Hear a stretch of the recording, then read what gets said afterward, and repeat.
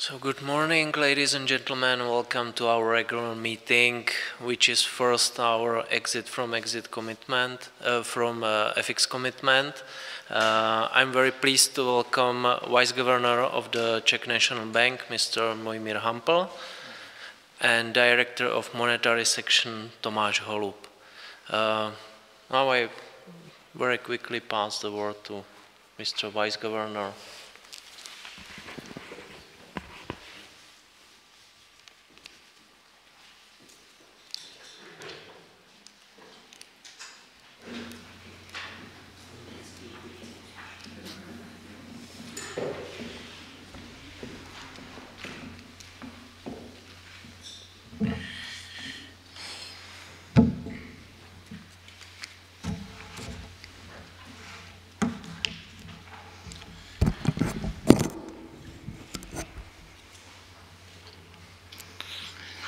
So, dear colleagues, dear guests, ladies and gentlemen, dear friends, if I may, very good morning.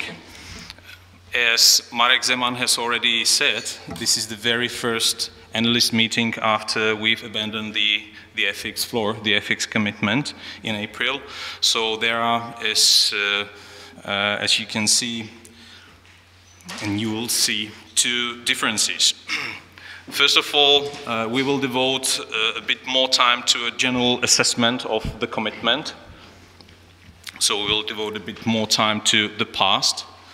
And I hope that we will have some time also to discuss the FX commitment, its impact and its results, in a sense. The second difference is, this time around, it is the board member presenting, not the chief economist or a staff member. Nevertheless, you will have an opportunity to ask questions, both me and Tomáš Holub, so don't be afraid to ask both the technical and general questions. There will always be someone willing and capable of answering them. The third comment is a very specific one, relates right to this moment. We have, in the CNB, we have facelifted and upgraded our key document, the inflation report. So I strongly advise you to read it even more thoroughly than in normal times. I think that you will like both the language and also the look or the appearance of the new inflation report, and the report, the layout, the way how we do it and how we plan to do it also in the future, to some extent also reflects the feedback that we got from you, from analysts. So I hope that you, for this reason, you will like it even more.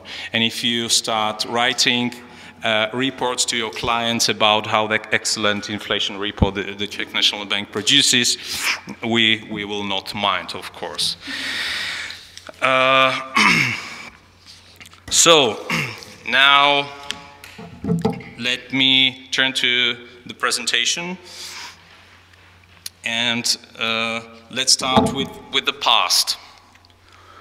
As this is probably the first, hopefully not the last, opportunity to assess generally the FX commitment as a not so traditional tool of monetary policy, let me summarize the FX commitment, the implementation of the FX commitment, and the impacts of the FX commitment in two sentences. First of all, it seems to us that macroeconomics works. Macro works. The result number one. And the second one is transparency works. If I should summarize all these more than 3 years into two sentences, this would be these two. So if we go back to the year 2013, you might well recall that it was the time of the longest recession in our history. I mean, the history of the independent Czech Republic, and almost everything was heading south. Household consumption, investment, all indices, all price indices were either in the deflationary sphere or even below zero, or heading to zero or below zero. The same was true for consumer prices that we target, and the only component, the only reason why the inflation was above zero were the impacts of indirect tax changes at those times. You know that we reached the zero lower bound in 2012, and that we were communicating quite extensively that another tool in our instrumentarium would be the exchange rate. And actually we decided in November 2013, on the 7th of November 2013, to start with the one-sided exchange rate commitment, unconditional exchange rate commitment, or a floor which was set at 27 crowns against the euro at that point, as you very well know and remember. And now, why macro works? You know that the whole story, or the whole reason of monetary policy is to influence the demand through changes of real interest rate. And we believe that basically this is what happened. In 2 quarters following the establishment of the floor, almost all the key indicators in the economy changed, and changed to the positive, be it on the side of consumer demand or investment demand for our exports abroad. And in all these areas where many predicted that the exchange rate commitment will actually worsen the situation in the economy, exactly what one would expect from easing of monetary conditions happened. Of course, we may have a long, I would say heated debate about the impact of monetary policy on the turnaround of the Czech economy. But so far, it seems to us that our calculation that we presented and we published seems to be a convincing one, and we still believe that roughly 1/3 to half of the turnaround was because of easing of monetary conditions. The revival of economic activity, as you can see, has been faster than predicted. However, the impacts or the price developments were less pronounced, to say the least, and the headline inflation was still for a very long period of time following the establishment of the floor below the tolerance band around the CNB's target. One big reason for that, where, as you again very well know, external positive factors, the positive supply shock that we somewhat, in a sense, bought from abroad. But one of the key reasons why the inflation remained subdued and was below the target was, of course, in our eyes, stronger deflationary pressures in the economy than compared to what we envisaged in the year 2013. But overall, the monetary easing did what it should have done. In bad times, when the the economy is in recession, and there is a good reason to believe that the economy will be destabilized with unanchoring of inflationary expectations and with deflationary pressures, which, if not stopped at the right moment, might worsen the situation in the real economy even more. The monetary policy reacted, and it reacted, in our eyes, in a correct way, and did what it should have done. Now, going to the second point, transparency. If you look at the beginning and at the end of the exchange rate commitment, you can see that both these moments, entrance or exit, were relatively smooth. We believe one of the reasons for the smoothness of both these moments were the way how we communicated and prepared the real economy, you, financial markets, your clients, for what we are going to do. In the very first moment in the entry, the 7th of November 2013, you might recall that we announced that we would intervene unconditionally to keep the exchange rate from appreciating below the 27 crowns against the euro, and in a couple of hours we were there. And then for many quarters, the exchange rate behaved in line with this commitment without our need to do anything real on the market. The same is true in my eyes also for the moment of exit, for the 6th of April 2017. Again, this, I would say, nuanced interplay between the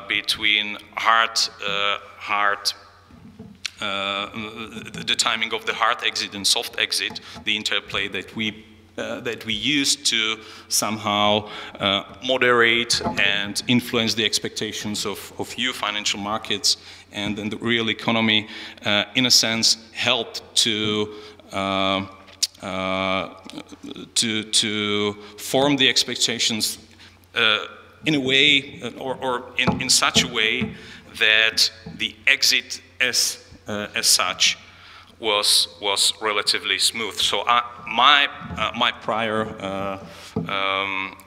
would be that the transparency, the way how we communicated, the way how we prepared all the key market participants and all the economic agents might have been one of the reasons why the exit was relatively smooth. And it's still, after this couple of weeks following the exit, the situation on the market is relatively calm, and I think all the jitters that were predicted are rather subdued in our eyes. On the other hand, one has to add that it is not all over. We believe that, in a sense, the plane has not landed yet. There's still some time for the market to find a new normal following the exit from the exchange rate commitment. But at least so far, the situation is relatively calm. And again, I will repeat it last time, we believe that, contrary to many good advice that we got from some commentators, we believe that the way how we prepare the market and the way how we communicated helped to stabilize the market following the exit. So this is the macro, and this is the transparency. This is, in a sense, the past. But I should not spend too much time on discussing the past, so I should rather move to the present and to the future, which is something that you expect from us today. So let me just repeat a sentence that we have already said several times. Again, not a surprising sentence for you.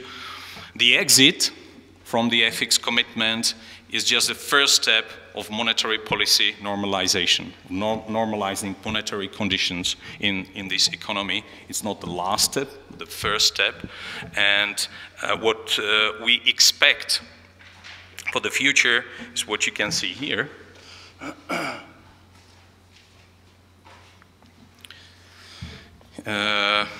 You can see that we this is the index describing the real monetary conditions. We're well known to you that we expect that the monetary conditions will get tighter and tighter from now onwards. And moreover, what is more important, our baseline scenario is based on the assumption that the bigger part of the tightening will be delivered through the exchange rate. Of course, I should add that there is a huge uncertainty about the interplay between the exchange rate and interest rates, and this uncertainty somehow overshadows all other key uncertainties surrounding this prediction. But I believe that this is not so surprising, or is not that surprising for you as analysts who deal with these issues on a day-to-day basis. Here are some key assumptions of the prediction. The external environment, again, probably not surprising for you to see that we right now, compared to the last prediction, expect the effective euro area GDP to increase somewhat, and also the price pressure stemming from the effective euro area, namely the producer price index in effective euro area in the following quarters to be above the previous prediction. Not surprising for you.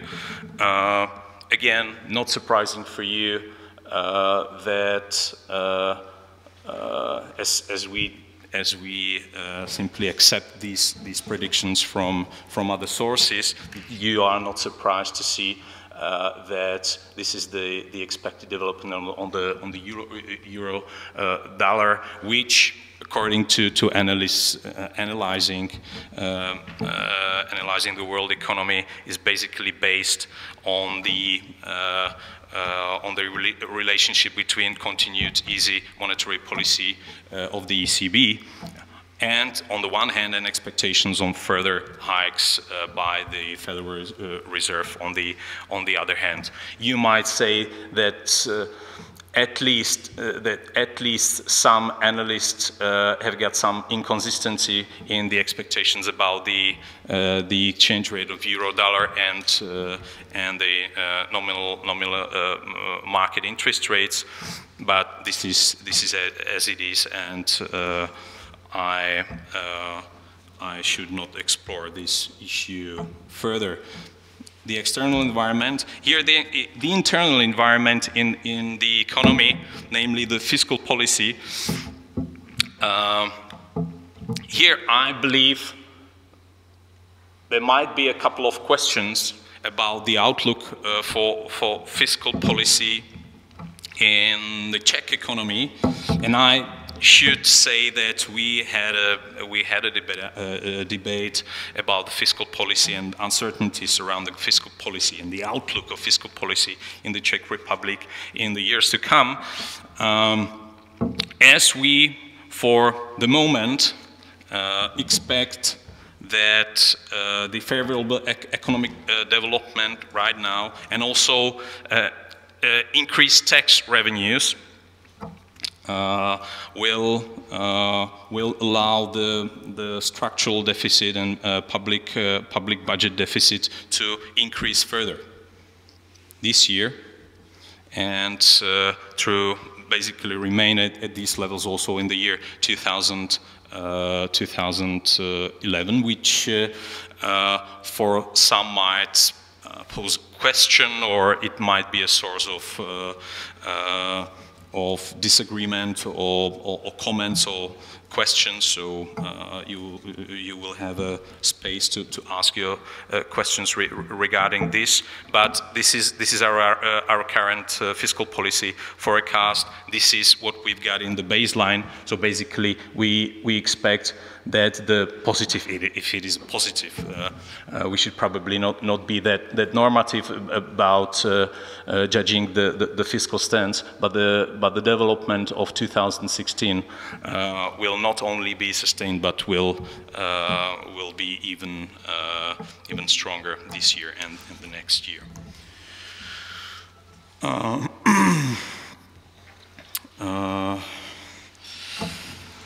I have already mentioned our expectation about the interplay between exchange rate and the interest rates.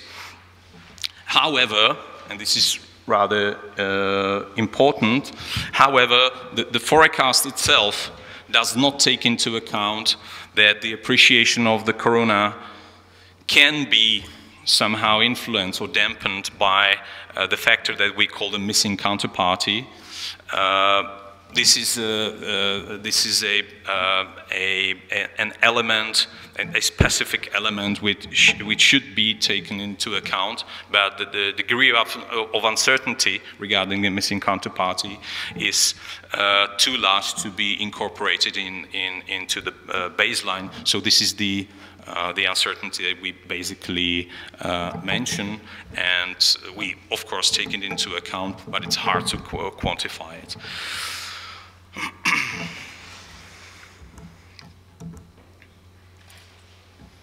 So, a brief summary of the new forecast.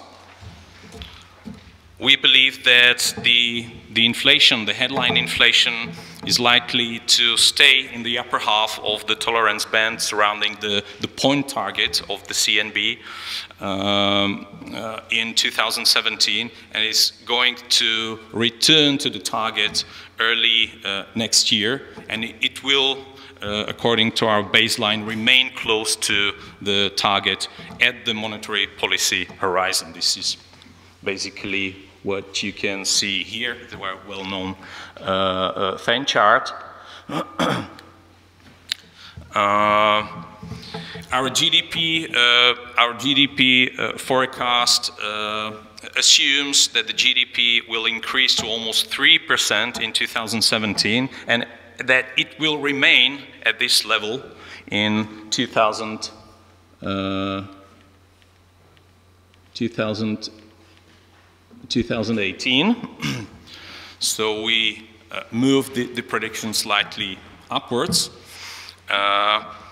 Here, the main reasons are mentioned. We believe the economy will benefit from a positive fiscal impulse and also ongoing foreign demand growth.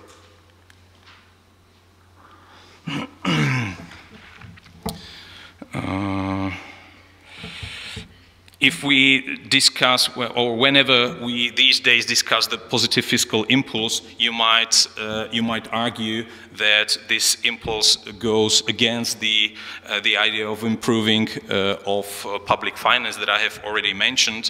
But please take into account that in our baseline we simply assume that there will be a gradual renewal of government investment, co-finance from EU funds. And you remember very well that we commented this issue many times in the past, and the impact of the EU funds and drawing of EU funds on the investment, not only in the public sphere but also in the private sector, was one of the main reasons that influenced the overall the overall level of investment in this economy. So there is not an inconsistency. There is simply in our baseline we believe let's say reasonably acceptable assumption about a renewal of government investment through EU funds, regardless of what is happening on the political front. But again, we can have a debate about this later on. We assume that the labor demand will continue growing, and in combination with the lack of available workforce, the result will be again in line with macro, further wage growth acceleration, and important, of course, important for you. Taken all this together, we assume that consistent with the forecast is actually an increase in domestic market interest rates. This is the well-known path for 3-month PRIBOR.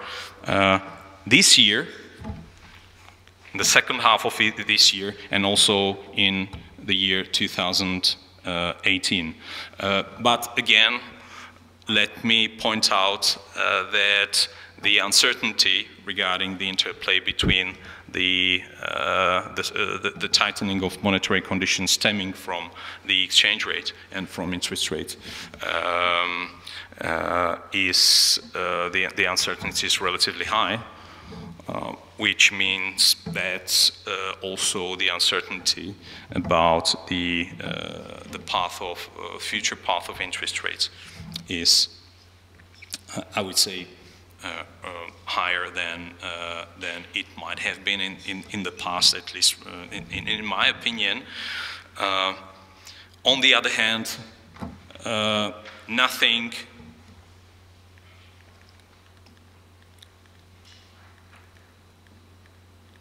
should in any way change this overall picture. We are talking about the balance of these factors. We are not debating the fact that the monetary conditions will have to tighten.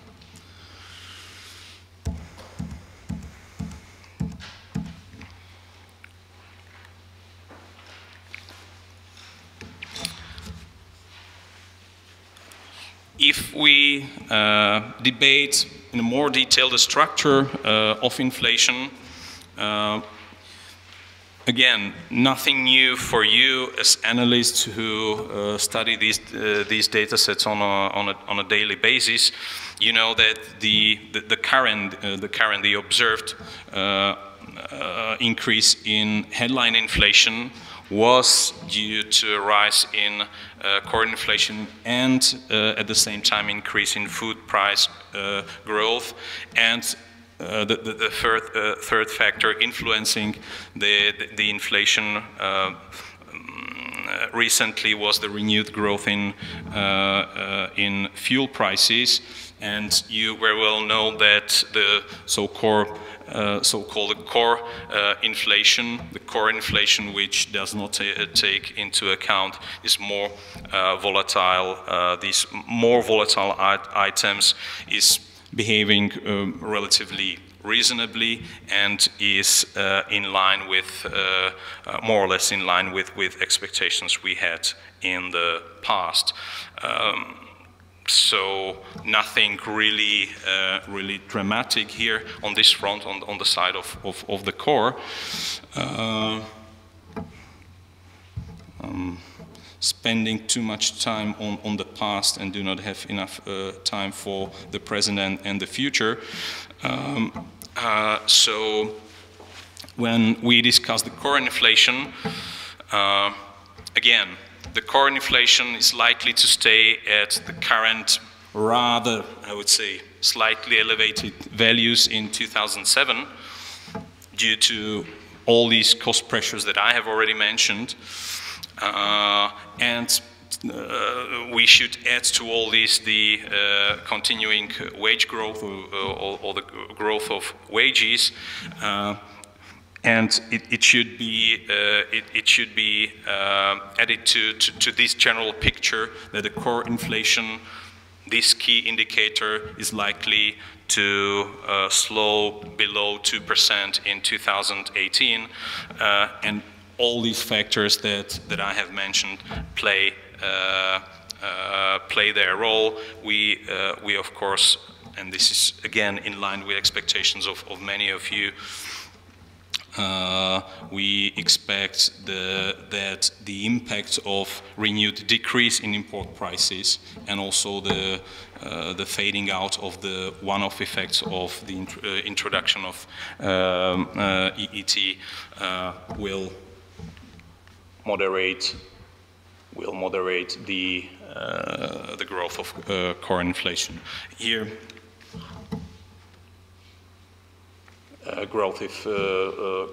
expected growth of food prices. A lot of uncertainty about this, as you again very well know. Our expectation about the aggregate demand, we expect that the household consumption will continue growing, that it will be somewhere between 3 to 4% over the whole horizon that we are looking at. As I said, we expect that the investment growth, which was rather subdued due to the factors that I have mentioned, will resume its growth, which was typical for the years, especially for the years 2014, 2015. So we expect that the investments, the fixed investments will grow at roughly around 5% in the year 2018. Again, uncertainty surrounding this outlook, but this outlook seems to be reasonable for us to be included into the baseline, and you will not be surprised that we expect that both exports and imports will grow faster. First, due to positive outlook of both foreign and domestic, foreign and domestic demand, and here, as it is summarized, net exports will thus contribute positively to the GDP this year, but rather slightly negative in the year 2018. Labor market.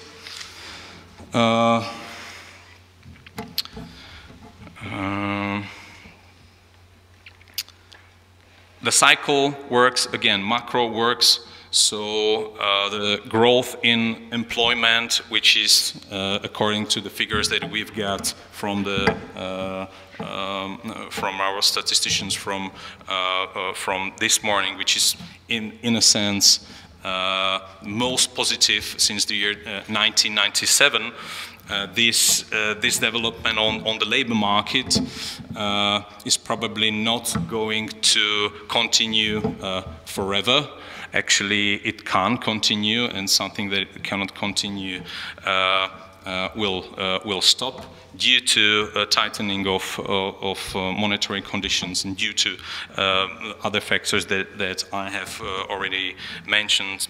We expect that this long-term decline in general unemployment rate to its current very low level somehow will somehow stop around the beginning of the year 2018, and it will decrease only slowly to 3.2% in 2018. So overall, if I can summarize the prediction before going to the comparison, if I can summarize the general picture of this economy, this is the economy which is operating around its potential. the economy which is not generating substantial imbalances on any front, the economy which at least cyclically, seen from the cyclical point of view, requires over the monetary policy horizon tightening of monetary conditions, but the economy which, on the other hand, does not produce any immediate threats or difficulties or problems that would require cyclical. This is important to add, cyclical difficulties that would require anything more than a standard and smooth monetary policy decisions. Of course, let's not talk about the structural problems of this economy, but this is not for monetary policy, this is not for this meeting, and this is basically not up to us in the central bank to address these. This is the comparison. You can see the main headlines, the main conclusions.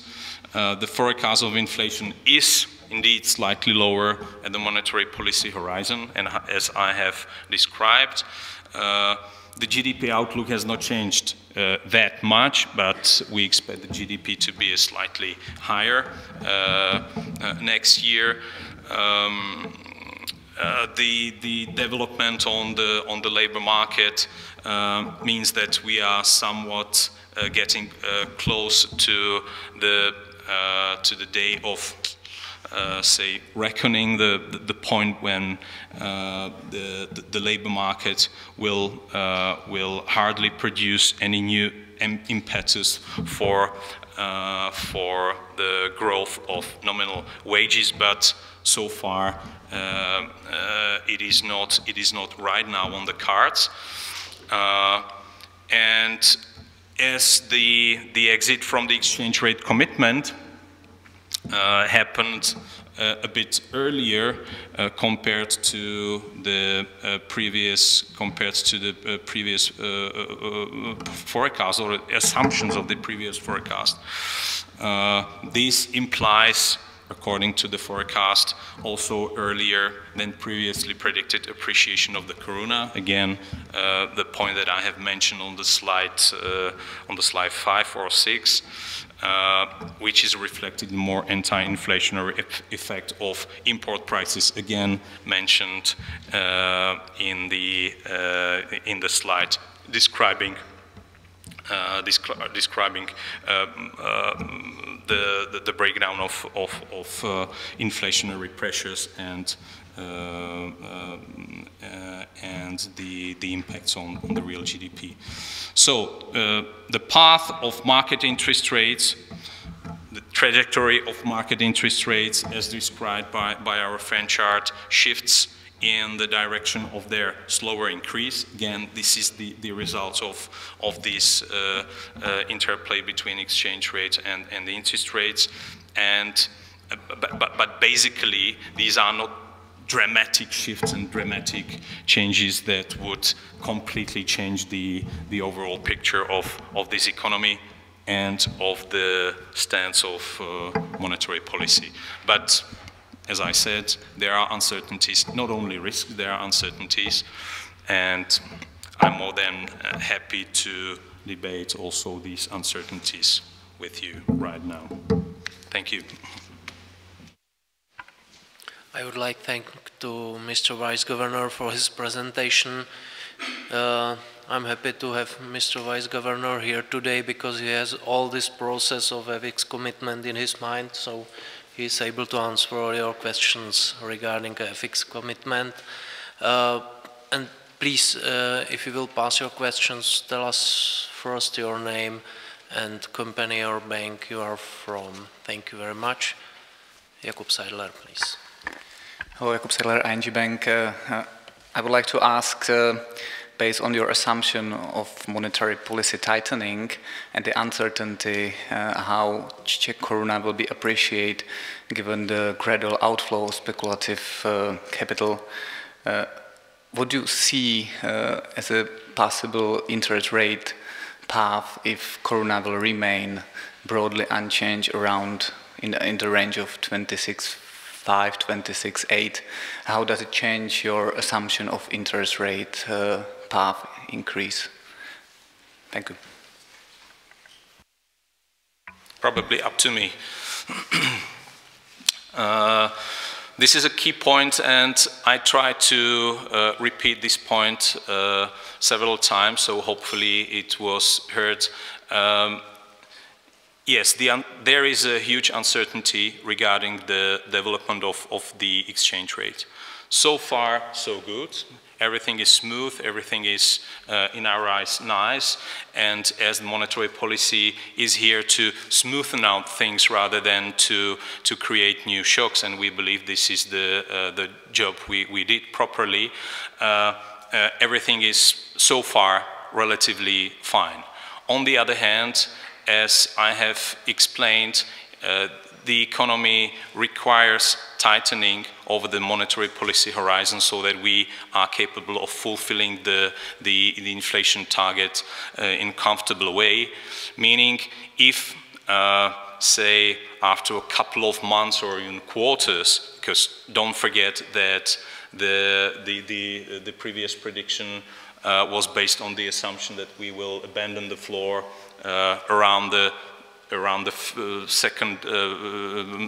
middle of the year, or in the second half of this year. So we are still not there, I have to say. If you take this into account, it is more or less clear to me that if the economy continues producing pro-inflationary pressures in the second half of the year, and if the exchange rate development is not in line with the baseline, then probably the second leg of monetary policy will start to play a bigger role, and we will switch more to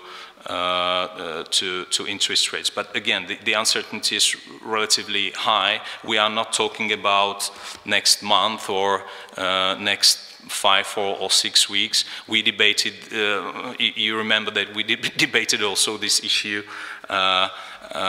with you and your colleagues, I don't know, three weeks ago, and this uncertainty simply is there. And the fair answer is, it may well be that if there is a need to tighten and the exchange rate does not deliver the necessary tightening, then the interest rates will play their role. That's absolutely fair to ask, and my fair answer. Thank you. Pavel Sobíšek. Pavel Sobíšek, UniCredit Bank. I would like to continue on this topic with my question. When you speak about uncertainties in the interplay between interest rate and exchange rate component of monetary policy tightening, do you mean just, and I mean not just you as a person, but the whole board, do you mean just uncertainty in timing of the exchange rate development, or also the ratio between the two components? And also, was there a discussion on the board yesterday, or even was that a contentious issue yesterday? Thank you.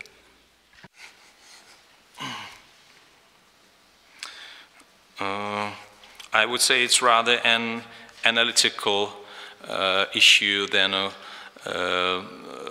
contentious one. That's to the second part. To the first part, I believe that it's again fair to say that level and timing, both these components play their role.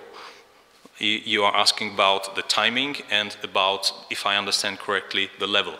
Yes, both these are important.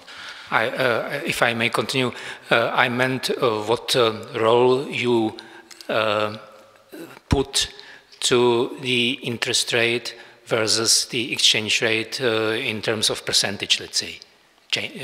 Change in each of the component, what percentage? If this is analytically clear, or if there are some discussions about this issue.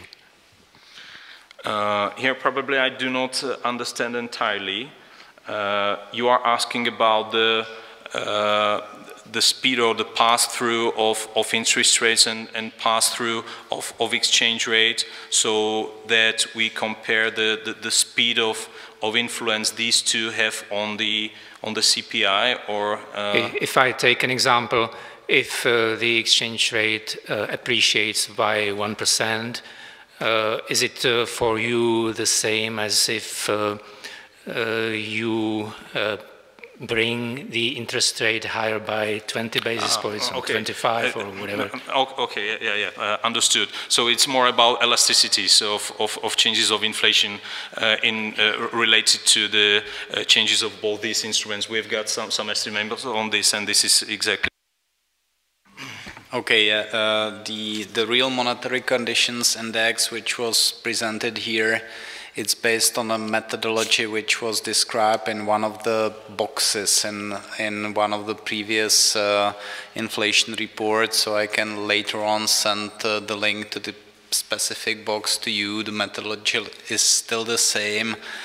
I'm not 100% sure about the weights. I think it's something like 3-to-1 or 4-to-1 in favor of the interest rate. So like 1% change in exchange rate is broadly equivalent to one interest rate hike, like 25 basis points. So that's broadly it. We had estimates of these so-called elasticities also in the past, and what is interesting, it seems to me that these estimates didn't change dramatically over the course of the last cycle, so I think they remained reasonable, pretty stable over time. Yeah, and one more thing to add, those estimates are actually based on the impact of the two components of monetary conditions on the output gap, or the real side of the economy. Of course, if we speak about the impact on inflation, you need to take into account that the exchange rate on top of the demand channel, there is the direct import price channel. So there is some additional impact of exchange rate changes, which is of course not present for interest rates that don't have such a direct pass-through to inflation. They rely solely on the demand channel, while the exchange rate, of course, it's the combination of the direct import price channel and the demand price channel. Thank you. Michal Skořepa. Thank you. Michal Skořepa, Česká spořitelna. I will have two questions, maybe more on a technical level. One concerns I'm trying to understand what's going on in the forecast in terms of the equilibria. So looking at the monetary conditions index, it looks like basically you consider the economy hovering around its steady state, or output gap is roughly closed, zero. On the other hand, if I take a look at the labor market, it seems to me, at least that's my own assessment, that it's still very much below some kind of a natural non-inflation accelerating rate of unemployment. So my question is whether there is something else which works against this pressure from the labor market, pro-inflationary, or whether you think that actually there is not that much in equilibrium at the labor market, or what's your assessment of this contrast, let's say, between the overall output gap and the gap at the labor market? And then second question concerning the structural balance of the public finance. We see that in the forecast, actually the structural balance is positive and is growing. So my question would be if it's possible to summarize very quickly the main factors behind this development, and therefore whether you think that it's somehow sustainable, or is it just by accident, by you know, inability of the government to do something which they would like to do and which would bring the structural balance back to zero or below zero. So if we can applaud government for this or just stay quiet. Thank you.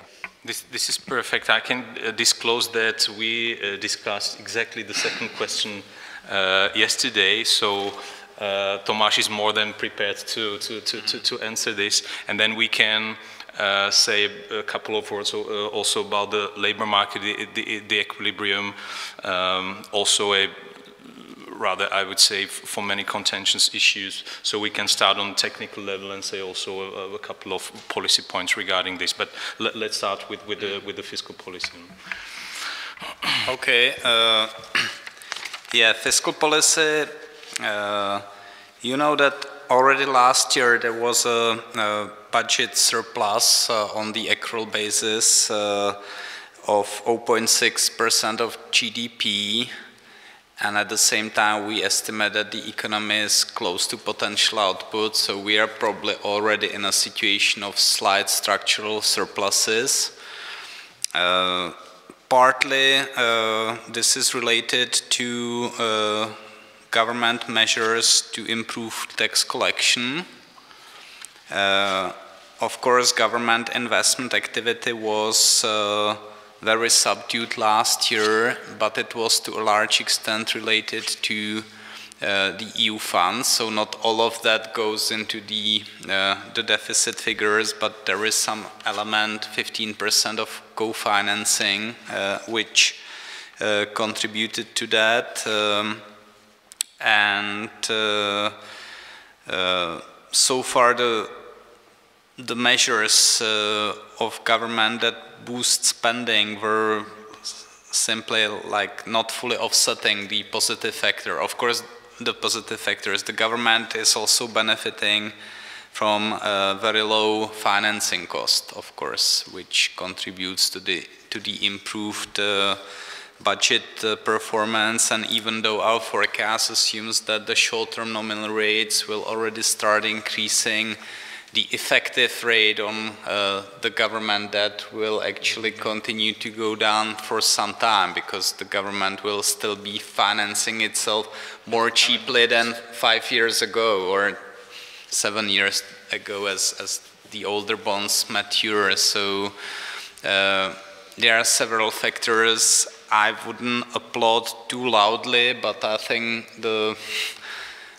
it fits into the overall picture which was mentioned by Mr. Hampel, the fact that the economy is not generating or showing any visible imbalances. We are in a good fiscal situation.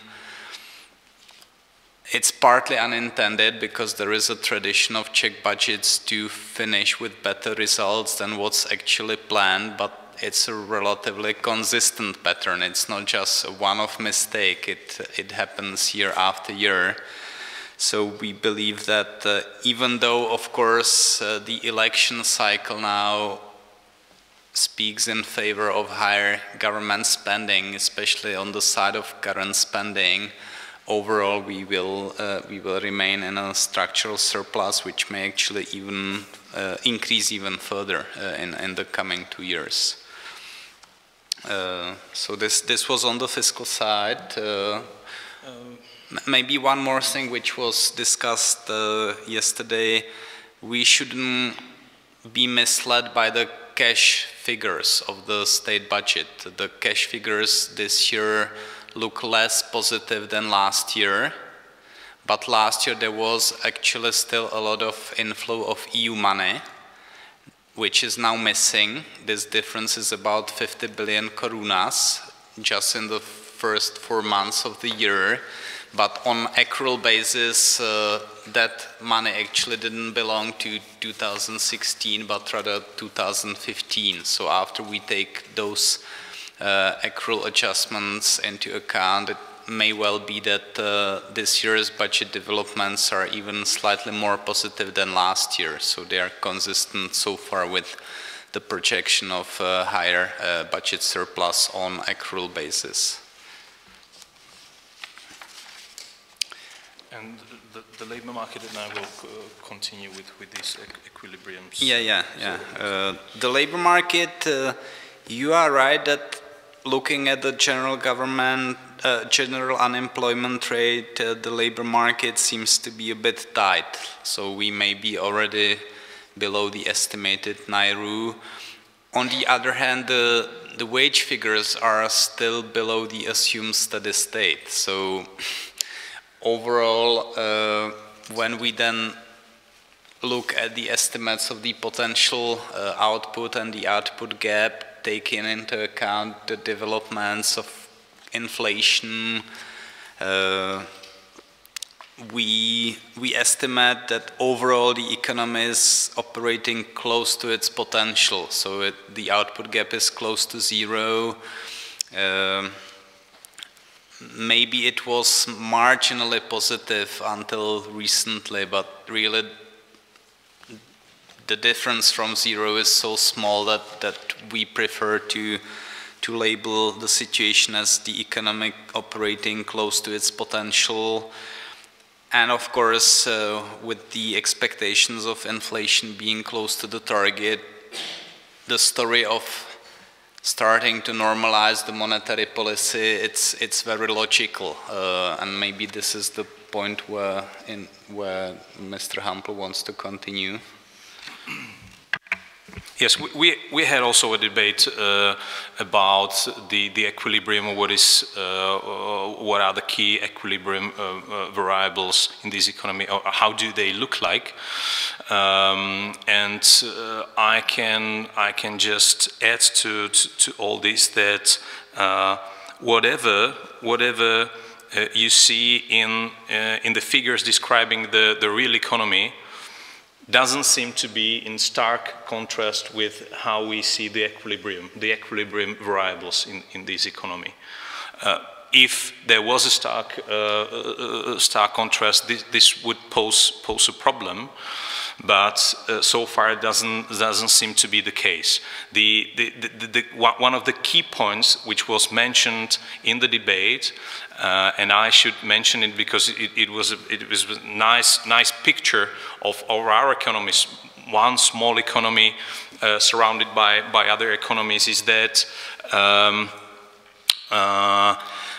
maybe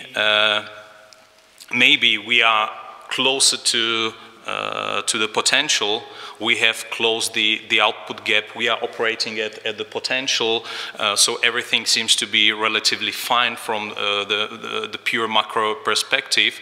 On the other hand, it's not necessarily the case that all the environment surrounding us is already there. Maybe that we are getting closer to the potential, we were moving closer to the potential faster than the rest of the world which is surrounding us and developing us. This might somehow blur the whole picture about equilibriums. And all equilibrium variables. Then you might ask the question, so if the whole world has changed, has the Czech Republic also changed? And so far it is for us too premature to make rather strong, I would say,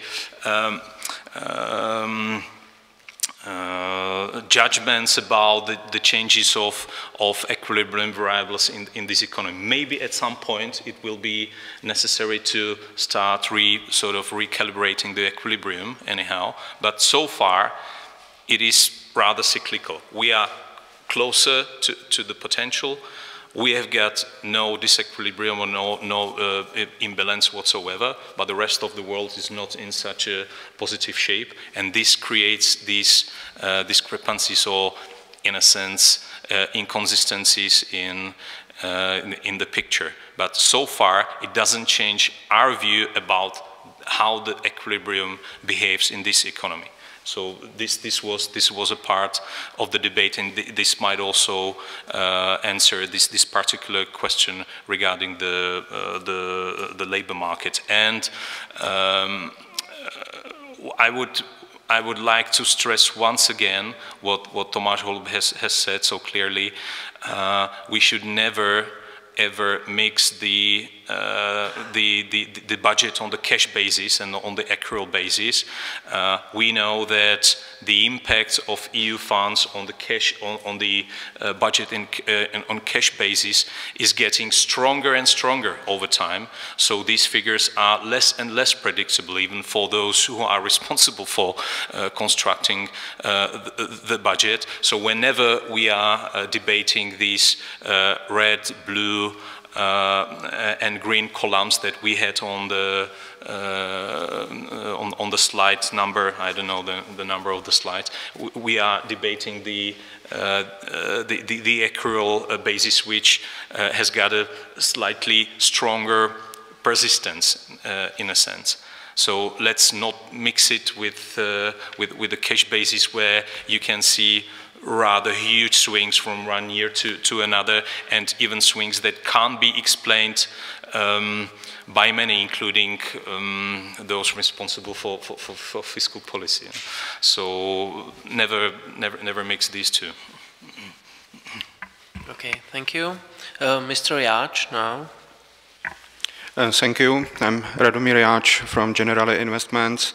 I have a question regarding the exchange rate outlook, because once the exchange rate commitment was abolished, I want to ask you whether the central bank will again start to present explicitly its euro-crown exchange rate, as was the practice before introduction of the commitment. Obviously, we see that this time it was not presented publicly, so I want to ask whether this will change and become public in foreseeable future. Yes, a very good question. I sort of expected it. Just for the beginning, let me remind you of the fact that in the year 2013, when we introduced the floor, there was only one central bank in the world, publishing this forecast for nominal exchange rate. There are a couple of other central banks publishing the path for the real exchange and trade-weighted. And trade-weighted. This is a typical example is the New Zealand, for instance, leaders in this area, trade-weighted real exchange rate. But in the area of nominal exchange rate, we, as far as we know, also after debates with the people who follow many central banks in the world, we were the only ones. And sort of so in a sense, it's not a standard way of communication of a central bank. It's something like a bonus. And now to the current situation, I think that we will go back to, we will return to this, in our eyes, standard way of transparency of the Czech National Bank, not of all central banks, of the Czech National Bank, but we need to see that the dust has already settled. It needs some time. This is what I have said in the opening remarks. The plane has not landed yet. We are not still in the position to say that everything is over, then the whole maneuver called the exit is behind us. It would be premature and I think unjustified, and also I would say it. You would not accept this statement even if I said such a statement right now that it's over. But once it is over, once we declare publicly that the whole maneuver is behind us, I strongly believe that we will go back to this normal practice, and that you will see this chart in the inflation report again. If it is in 1 quarter, 2 quarters, I will not presume that, but I should say, and I can say, that we have got a debate about this even now. Thank you. I have seen. Viktor Zeisler, Komerční banka. you mentioned, and Governor Rusnok yesterday mentioned, that FX rate is now the most important decision factor for your decisions. The main factor for the FX rate seems now to be the speculative position, which is hindering the appreciation. It seems so now. And you actually do not factor in the main mover of the exchange rate, which is actually the main mover of your interest rate decisions. You make your decisions in like 12 to 18 months in advance. It's the monetary policy horizon. Are you comfortable with not including the main assumptions of like the development of the economy and interest rates into your forecast? Have you done, let's say, simulations and what would happen if the exchange rate does this and this? And actually, have you considered including somehow the speculative position into your forecast so that it might be more robust to say something about the future interest rates? That's my first question. And let me, another question. Do you think that the monetary policy is not affected by the speculative positions? Do you think if you raise the interest rates, could you expect the same appreciation what was used to, or even this might be hindered with the speculative position, and the monetary policy actually would be less effective? Thank you. Let me start. Your question has got two parts, the monetary policy part and also a technical part. Look, I like the word speculative, and I like to discuss this issue with market participants. You know, that's that's always a brilliant example of how large the uncertainty is, because none of you has got any estimate whatsoever how large part of the inflow of short-term capital is speculative or not. We have got estimates, but we have got no certainty whatsoever. And at the same time, we all know that what is speculative short-term can very easily turn into a long-term position, just because in the heads of those who are investing, the time horizon has changed. And this is something that not only cannot be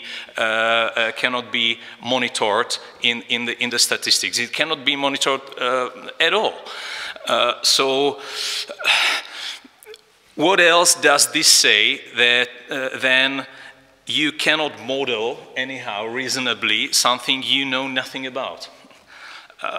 Then you have got the only possibility, and this is what I have tried to explain, you have got the only possibility in my eyes to say that you have got a degree of uncertainty, not a risk that you can model, but an uncertainty which is beyond your ability to model or to quantify, and to say if this uncertainty produces uncertain outcomes in the future, it will be an input for monetary policy decisions in the future. And this is what I tried to explain. Maybe not, I was not that vocal about that, but believe me, I would not bet on any model right now that would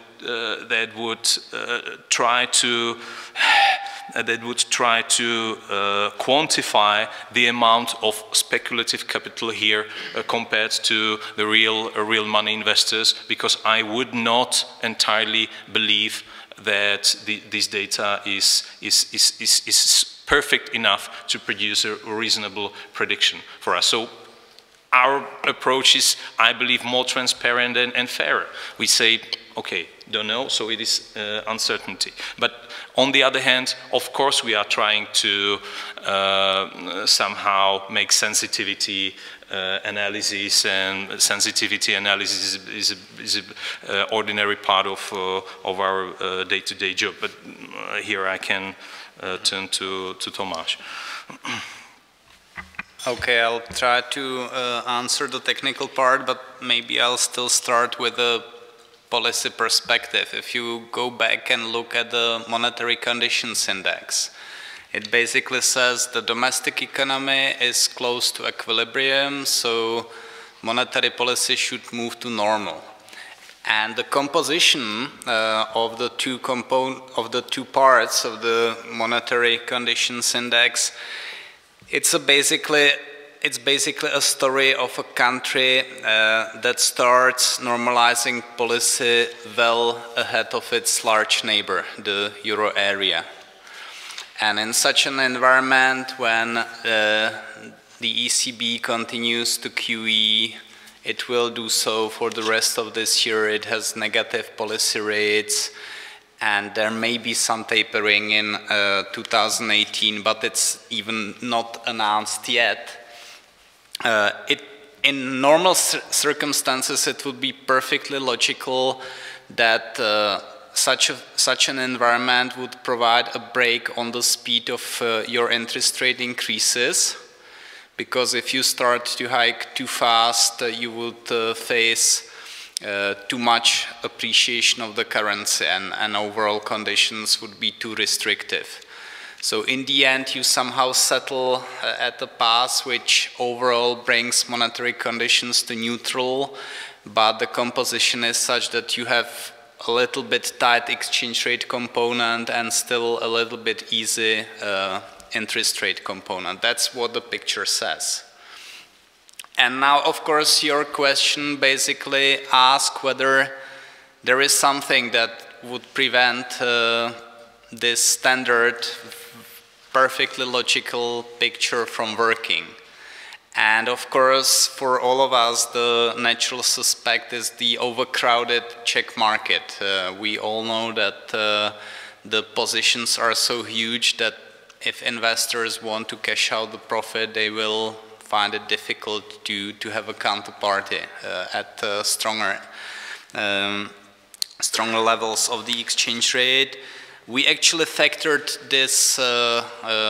this specific situation into the near-term forecast of the exchange rate, even though we wanted to be on the safe side, I would say.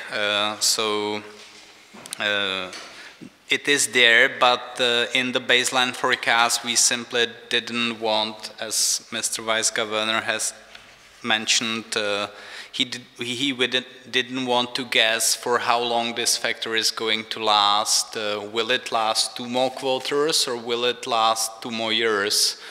We don't know. And in such a situation, we indeed relied on sensitivity analysis and discussions in our monetary policy recommendations to the board. Personally, I think it's still prudent to incorporate into the forecast quite a lot of tightening via the exchange rate component, not to be too much ahead of the curve, I would say, in terms of starting to hike the rates and then learning that we started to tighten too much too early. I think this would still be a bigger policy mistake than to start from the prudent assumptions that a lot of policy normalization will be brought by the exchange rate and start hiking rates gradually, because if we see that even with gradual rate hikes, exchange rate remains stable, we could of course speed up the tightening cycle, but I think and that would be a smaller policy mistake than to start too aggressively, too early, and then having to reverse the move.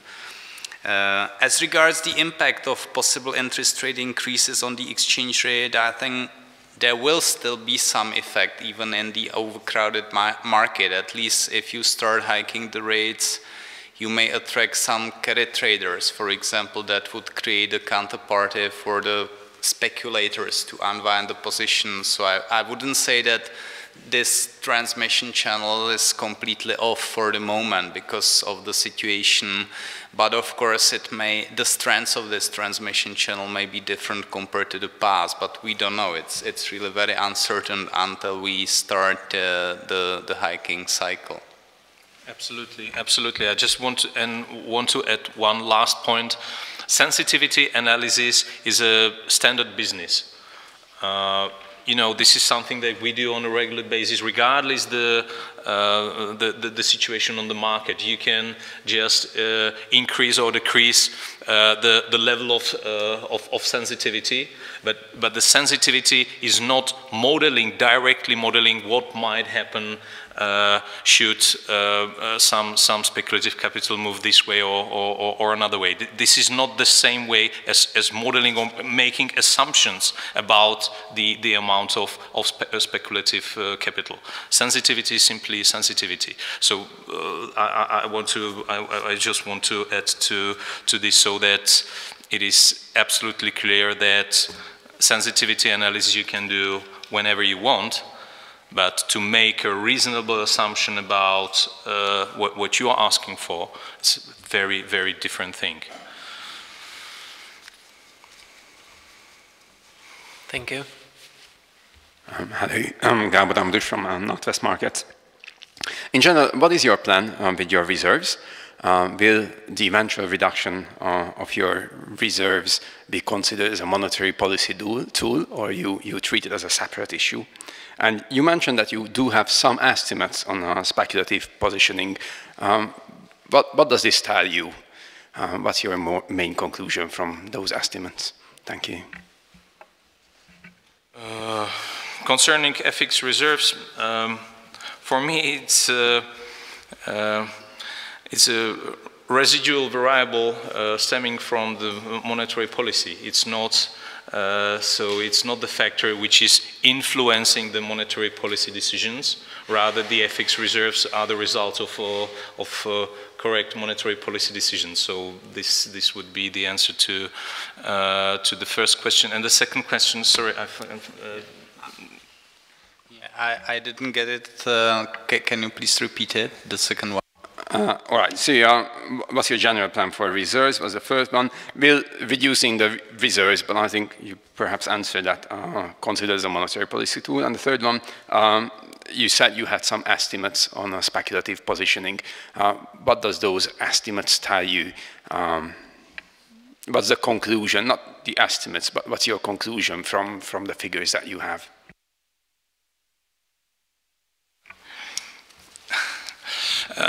Maybe it relates directly to the question Mr. Teisel asked a couple of minutes ago. You can have as many estimates as you might only have, but the other question is, can you make a reasonable guess, not just estimates out of thin air, but a reasonable estimate about real money investors and speculative positions, and more importantly, about the maturity at which these individual speculators or those holding speculative positions are aiming. Sorry, this is my strong position. I think that you can't do this. At this moment, there's no reliable statistics, be it financial statistics or any other, that would somehow shed the light on this. I don't believe that. So does that make sense to try to produce something that would be invalidated by the very fact that you haven't gathered reliable data for that? Okay, you then might just make an arbitrary red line and say it's 50 to 50 or 60 to 40 or 70 to 30. Would that be of really high value added for you, these estimates for you, for your clients? I think your answer would be no, you're just guessing. Exactly the same is true also for us. We can say 50 to 50, 70 to 30, 80 to 20, or 90 to 10. And there are some estimates on your side. I know that you are making estimates because your clients are asking you to produce this. But be frank to yourselves. How really reliable is it for you as analysts? If you've got no reliable data whatsoever, that would force you to set the red line at 55% or 70%. Again, I think fair approach is to say some things we do not know, On some things we can only construct sensitivity analysis with more sensitivity or less. But we simply have to wait until the dust settles, and we have to see what is the new equilibrium for the market. The question which relates to this is then, and how will you identify that moment if you do not know anything? This would be an obvious question, and as long as you do not ask this question, I'm not forced to answer it. Thank you. Helena Horska, please. Helena Horska from Raiffeisen. Unfortunately, lots of questions was already raised here that I was ready to ask.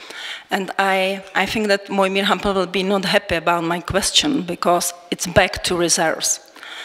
Because what I think is that clearly we are in a transitory period. We are not in an environment of a free float or managed float regime. And the question is that you mentioned, and I think it is exactly the situation, that we are under big uncertainty. But unfortunately, the part of the uncertainty that we are facing now, it's your product.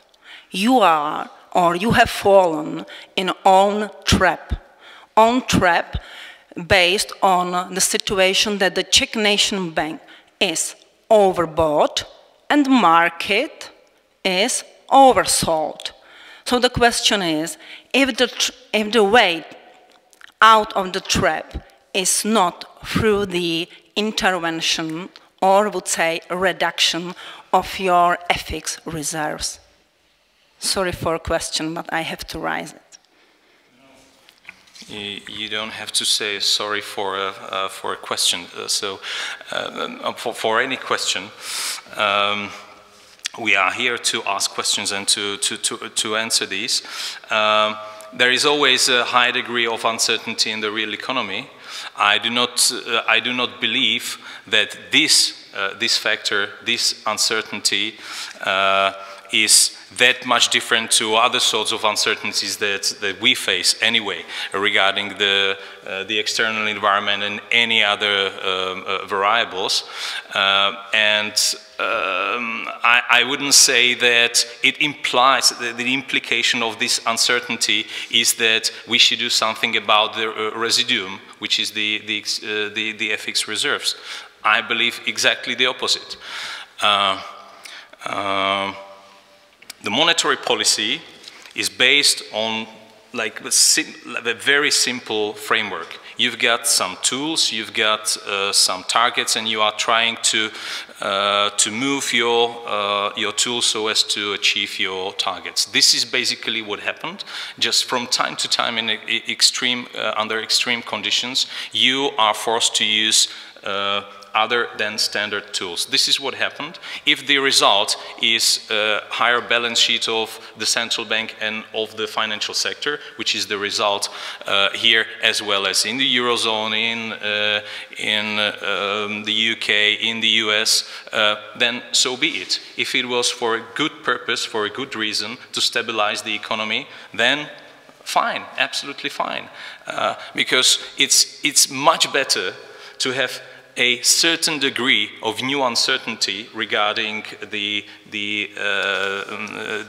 development of the FX market than to have a complete certainty that with wrong policy you didn't achieve your targets and you destabilize the economy. This would have been a certainty. This would have been a certainty, and I'm always more on the conservative side, and the conservative side of any central banker is try to stabilize, not to destabilize. And in a sense, this is what happened. This was the first part of the presentation. If this means that you are paying for the, stabilizing the real economy and nominal variables by new uncertainty on this front or that front, okay, so be it. This uncertainty will disappear. But I personally believe that the monetary system in the world can perfectly live with elevated balance sheets of central banks for many, many years to come without any disruption for the real economy and also for the financial sector. So that would be it. Maybe I will follow on whose trap is it?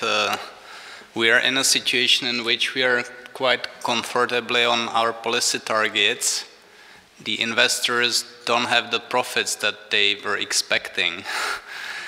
But we never told them that Corona was the trade of the year. And we never promised them to... Exactly the opposite, actually. We were actually constantly telling them that be careful. The idea that Corona can go just one way, it's just herding behavior, and it's not based on any analysis, and we were actually warning against such simplifications. And we never promised the investors that it would be us that would be the counterparty to unwind their positions at profit, especially not at profit. I think we were telling that very explicitly that we would not be that counterparty. So I think it may be them who are trapped. For us, it so far produces a remarkable degree of exchange rate stability, which contributes to the macro stability, so I don't feel trapped on our side. Yeah, if I may react, thank you for answers. But the trap, I'm meaning that especially Mojmír were speaking about the uncertainty about the exchange rate and the uncertainty regarding the interest rates environment in the future. And this is the kind of trap, because you don't know where the exchange rates will come and will go, and you don't know when to rise the interest rate. It's a good time or it's too early to rise the interest rates. This is a kind of trap. So you are waiting on exchange rate, what will do, and then based on exchange rate environment, you are ready to rise the interest rates. This kind of uncertainty in your decision around the interest rates, that is exactly what I have meant by the trap. I think, on the other hand, that we are a rather comfortable situation. This is, as you can see, this is more a policy debate than an analytical one. I'm more than happy to have this. We are in a perfectly comfortable situation that we know how to tighten the monetary conditions. We can do that. There's no limit to that. And basically, we are talking about the need to tighten, which is always, whenever you are at the zero lower bound, always easier than to ease the monetary conditions further. So seen from this perspective, it's more comfortable than many other states of affairs for central banks in all the years after 2008. So in a sense, it's easier. Again, I somehow do not see the trap. We just want to say that there is an uncertainty, and then that we do not know how the exchange rate develops in the future, as we actually never did also in the past. We probably forgot about that. Except for the exchange rate commitment. Yeah, only under the commitment. It's fair to say that probably following the exit from such a non-standard measure as the exchange rate commitment was, a successful exchange rate commitment was, the uncertainty is higher. Your questions seem to be confirming that. So it's fair to declare the uncertainty is higher.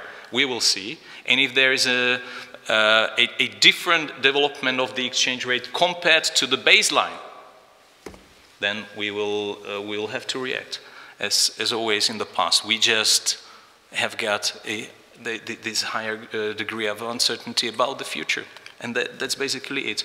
The future somehow turns out to show us what is the reality, and we will react. But comfortably, we've got tools. It's not as bad. For me personally, this situation is much more comfortable than, for instance, the first half of 2013 or the second half of 2013, for that matter. I'm perfectly happy for this uncertainty at this point. Thank you. I have seen one question here and one here. And last one, it's maybe all we can cover today. Okay, good. No.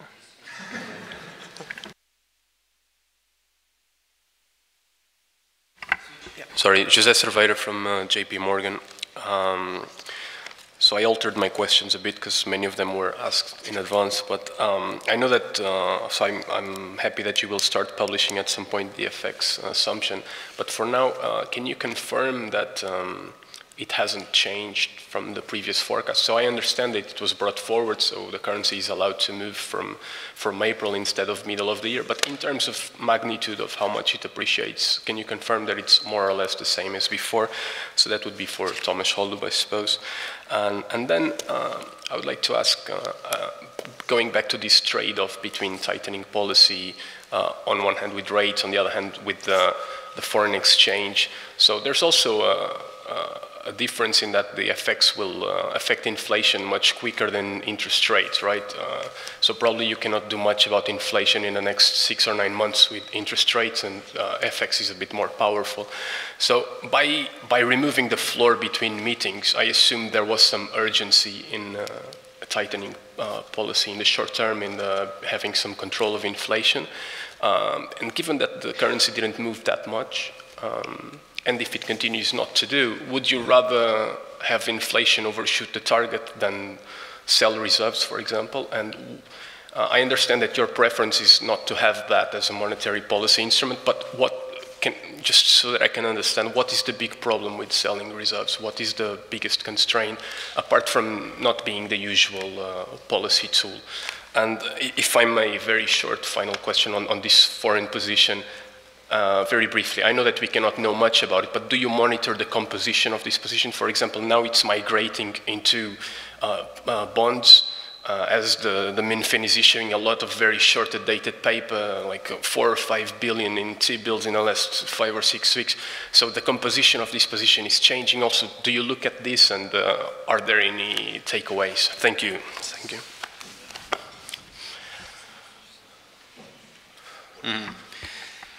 Yeah, I cannot confirm that it's exactly the same. Actually, if you look at the slide summarizing changes relative to the forecast, which is, I'm sorry, slide 24, you can see that there is actually more anti-inflationary effect of import prices related to an earlier exit. Related to my previous question, an earlier exit basically means that we started normalizing more ahead of the ECB than what was assumed in the previous forecast, which quite naturally gives you a composition of the monetary conditions which goes a little bit more towards tighter exchange rate and looser interest rate. You can also see that the interest rate path is lower than the last time, so it's consistent with what I'm saying. And at the same time, there were also some changes in external variables which push in the forecast towards a somewhat stronger nominal exchange rate. Including, for example, the spike in foreign PPI at the beginning of this year, which in the logic of real exchange rate means that you can afford to have a somewhat tighter nominal exchange rate of the domestic currency without losing price competitiveness relative to the euro area producers. So there is actually not just a somewhat earlier appreciation, but also to slightly more appreciated levels. But of course, with the uncertainty surrounding it. But that's what you can find in the forecast. Now to the remaining 3 questions, if I've got it right. The last one was about monitoring what is happening on the financial markets. This is, of course, something that we do. Obviously, we should do, and we have to do. But here also lies the rub, and this is something that I have mentioned. Look, for instance, at the foreign holders of Czech government debt. It has been increasing. This is a given fact. But after many, many hours of discussions with market participants, nobody is capable of telling me clearly whether their horizon at which they aim will not change as the macroeconomic conditions, the exchange rate conditions and other conditions of the economy will change. They say, okay, maybe our horizon will change. And this is the investor's decision. Maybe some wanted to buy just for a short term, and maybe some of them will hold until maturity in many of these papers. They will simply change the time horizon. That's why I stress again that it's very hard to make a good guess about the amount of speculative and long-term investors, and simply do not know. And this is only confirming that. Government bonds. Second, the reasons for the exit on the 6th of April. Here, unfortunately, I've got nothing to add to what we have already said. I think the statement following the exit was in my eyes clear, and I've got nothing to add to that. And the third one, can you sell reserves? Meaning,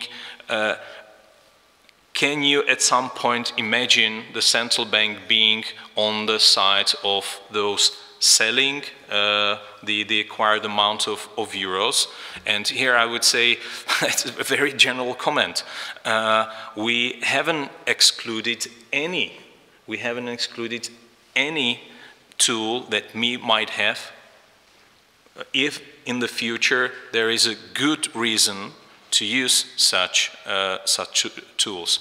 For instance, we have communicated quite clearly that should have been a market disruptions, strong market disruptions appearing. We are prepared to again to smooth them out, or to help the markets to operate normally. So, following the exit, we announced we have got a full instrumentarium, and our instruments can be used. That's it.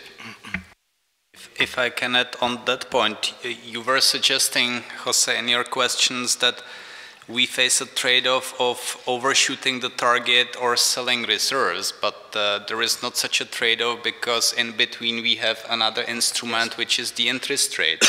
That's the standard instrument. We always said that the exit from FX commitment will mean returning to the standard inflation targeting regime, in which interest rates are by far the main instrument of monetary policy, while FX interventions may be a complementary tool especially to handle abrupt shocks to the exchange rate itself. So personally, if the exchange rate stays close to where it is, I don't see a reason why we should start tightening monetary policy by selling reserves. We would probably start normalizing the policy by normalizing the rates, which has many advantages. We will like create some distance from the zero lower bound, which is comfortable for monetary policy.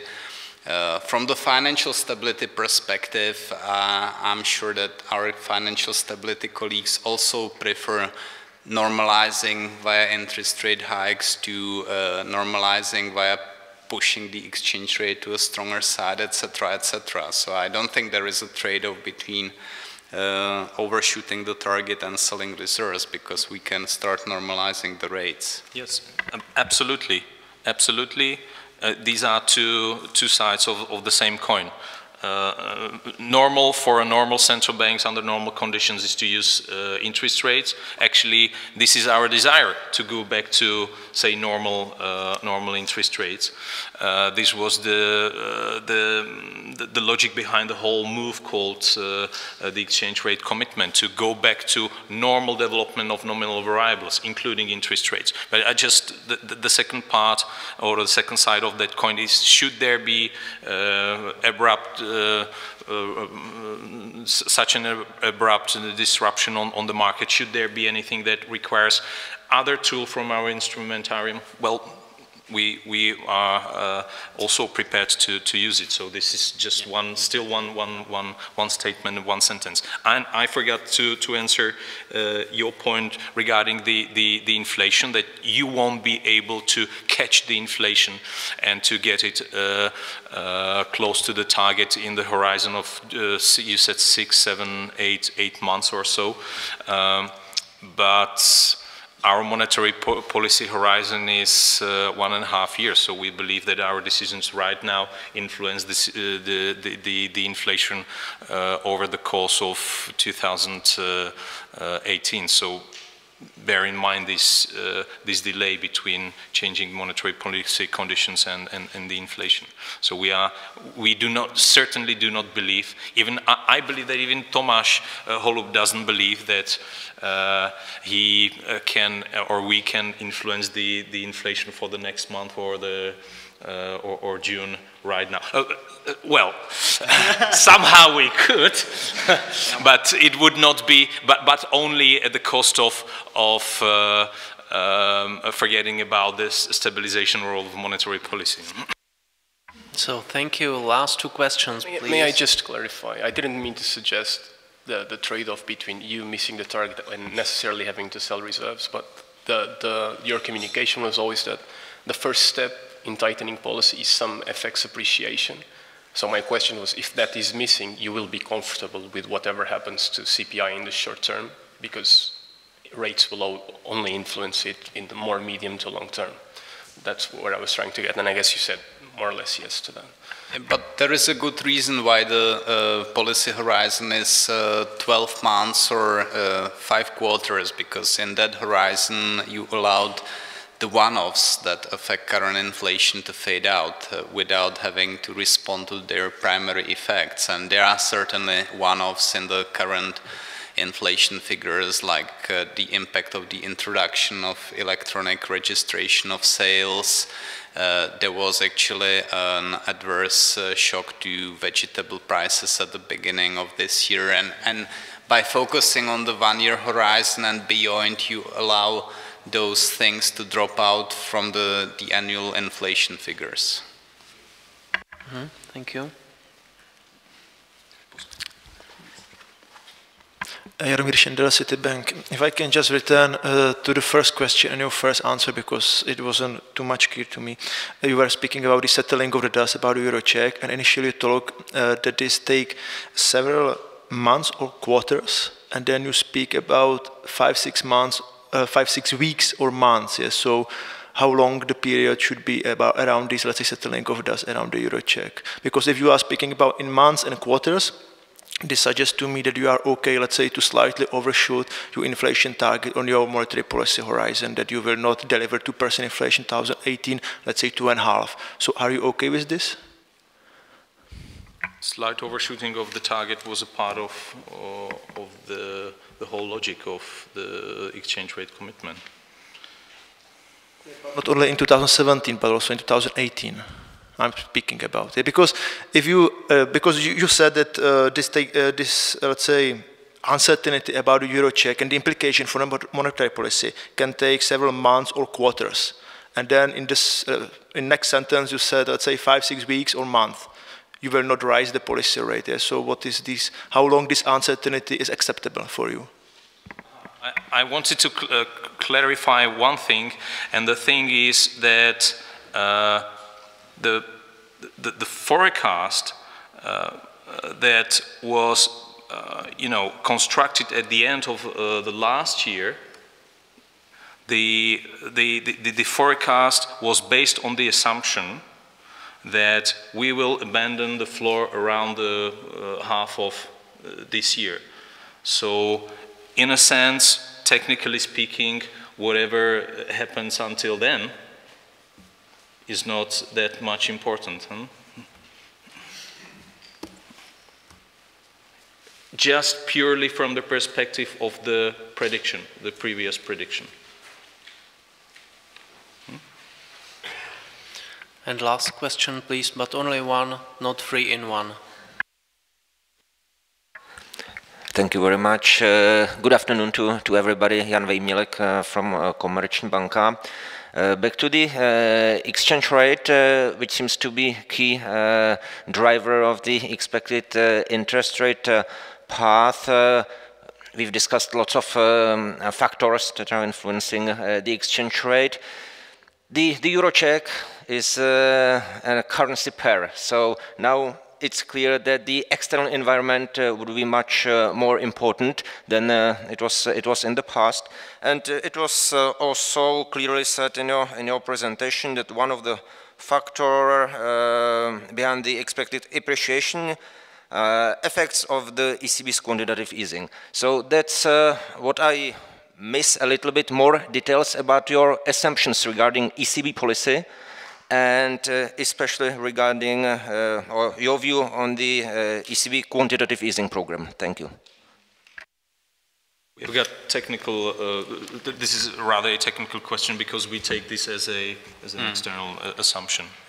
Yeah, the assumptions are unchanged compared to the previous forecast. So we assume that the ECB will continue purchasing 60 billion euros per month until the end of this year, and then there will be a relatively quick taper in 2018, and we are still capturing it via the shadow interest rate concept in line with the previous forecast. So that's it.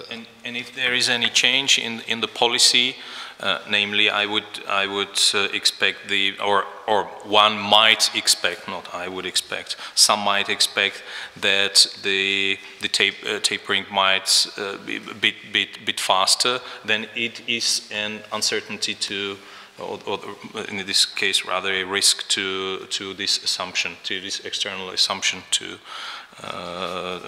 the forecast. But basically this we take for as an assumption which is external. We just incorporate it through shadow rates into the prediction, and we didn't change it. This was absolutely clearly stated by Tomáš.